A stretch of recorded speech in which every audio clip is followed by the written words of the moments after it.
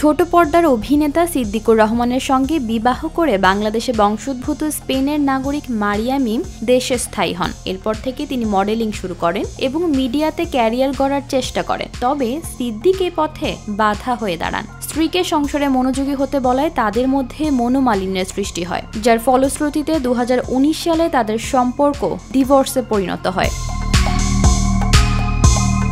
ডিভোর্সের 6 বছর পর সম্প্রতি মারিয়া মিম নতুন করে প্রেমে জড়িয়ে পড়েছেন। ইনস্টাগ্রামে তিনি একটি ভিডিও শেয়ার করেছেন, যেখানে নিজের প্রেমিকের চেহারা লুকিয়ে রেখে আমার ভালোবাসা বলে সম্বোধন করেছেন। এক সাক্ষাৎকারে তিনি জানান তার বয়ফ্রেন্ড মিডিয়ার বাইরের একজন মানুষ এবং খুব শীঘ্রই তাদের বিয়ে হবে।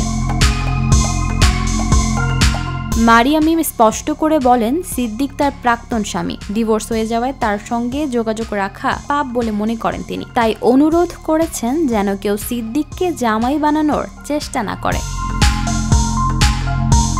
অন্যদিকে সম্প্রতি অভিনেতা সিদ্দিকুর রহমান মারধরের শিকার হওয়ার পর কারাগারে রয়েছেন। বিষয়টি নিয়ে নেটিজেনদের কটাক্ষের মুখে মারিয়া মিম তার সমালোচকদের পাল্টা তোপ দাগিয়েছেন।